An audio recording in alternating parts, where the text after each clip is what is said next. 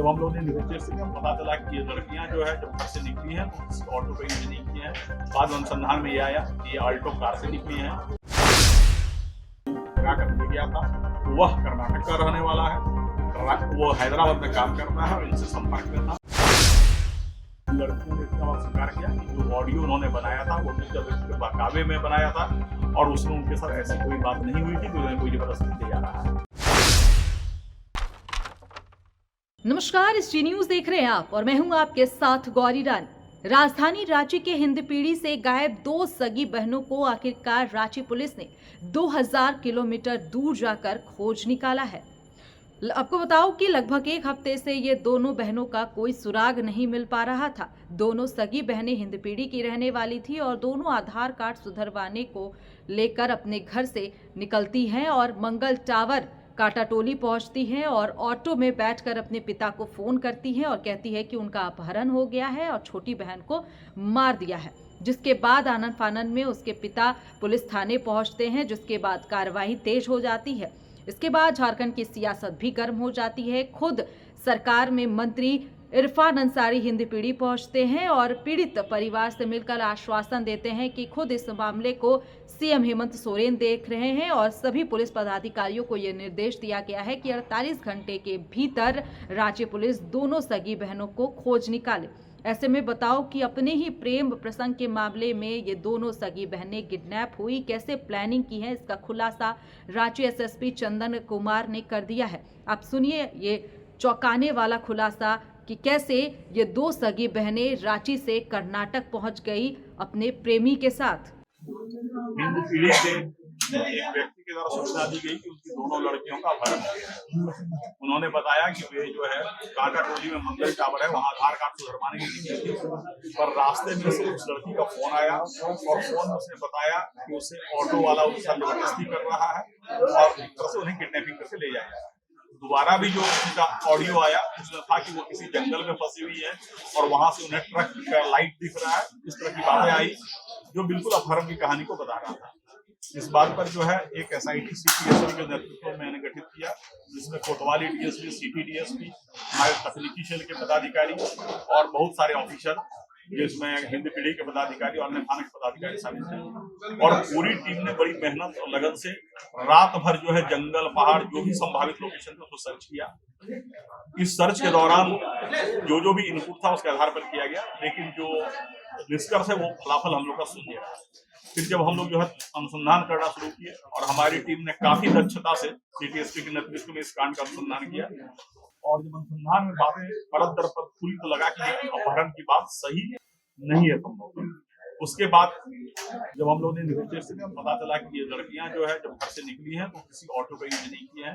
बाद में अनुसंधान में ये आया कि ये आल्टो कार से निकली हैं और इस पूरे प्रकरण में पता चला कि वो जो लड़का जो उन्हें भगा कर ले गया था वह कर्नाटक का रहने वाला है, वो हैदराबाद में काम करता है और इनसे संपर्क में था। वो 5 जनवरी को ही यहाँ आ गया था, लेकिन पुलिस से बचने के लिए ये लोग लगातार मोबाइल तोड़ते रहे, सिम कार्ड तोड़ते रहे, केवल रेलवे स्टेशन के वाईफाई का यूज करते रहे। इस पूरे अनुसंधान के दौरान रांची पुलिस ने कई ट्रेन को सर्च किया, जिसमें से Palamu express, Shaktipunj express, Kamayani express, Gangavati express, Mandapam express, इससे बहुत सारे ट्रेन को सर्च किया गया आरपीएफ के सहयोग से और वहां के स्थानीय पुलिस के सहयोग से। कई स्टेशनों का सीसीटीवी फुटेज खंगाला गया और एक जबरदस्त मेहनत जो है रांची पुलिस की टीम के द्वारा किया गया और अल्टीमेटली कर्नाटक पुलिस के सहयोग से हम लोगों ने इसे कर्नाटक में गंगावती में अभियुक्त को भी पकड़ा और इन लड़कियों को बरामद किया। हम लोग अभी जो है इन लड़कियों से पूछताछ कर रहे हैं कि पूरा प्रकरण कैसे हुआ। इन लड़कियों ने इतना बात स्वीकार किया कि जो ऑडियो उन्होंने बनाया था वो मुख्य अभियुक्त के बहकावे में बनाया था और उसमें उनके साथ ऐसी कोई बात नहीं हुई थी कि उन्हें कोई जबरदस्ती दे जा रहा है। हम लोग पूरे मामले की छानबीन कर रहे हैं और कुल मिलाकर जो 5 अभियुक्त इसमें शामिल थे, जो पूरे प्लानिंग में और पुलिस से बचने में उन्होंने सहयोग किया, उन सबों को गिरफ्तार किया गया है और हम लोग आगे का अनुसंधान करते हैं।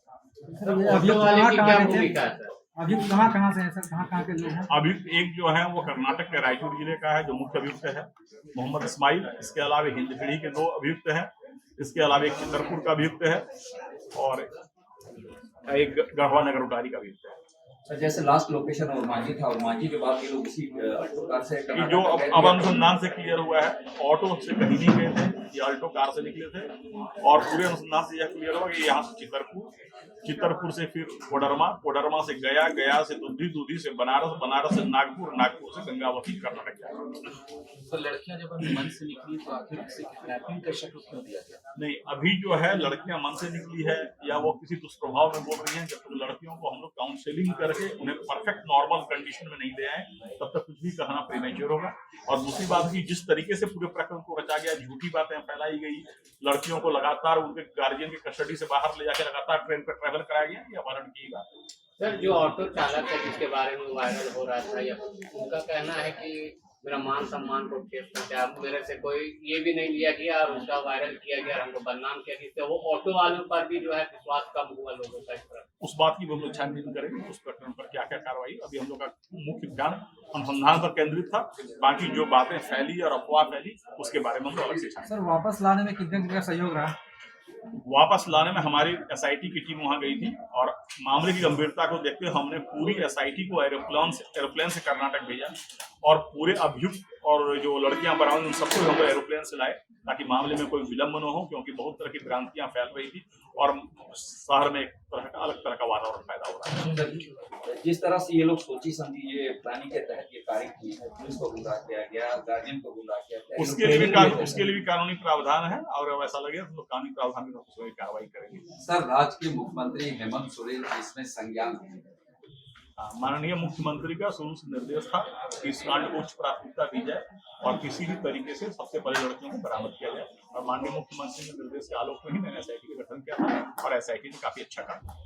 सर अगर लक्ष्मी होगा तो उनके साथ क्या किया जाएगा? कानूनी कार्रवाई उसके लिए प्रावधान है। अगर आप जो है पुलिस को झूठी सूचना देते हैं उसके लिए भी कानूनी प्रावधान है। सर लड़का लड़की जो है वो कितने दिनों से मतलब जो है संबंध में?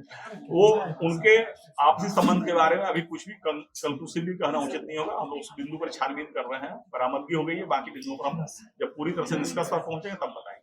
पिछले 10 दिनों से गरमाई झारखंड की सियासत इन दो सगी बहनों को लेकर काफी तेज हो रही थी। पुलिस पदाधिकारियों पर भी यह प्रेशर था कि जल्द से जल्द दोनों सगी बहनों को पुलिस खोज निकाले।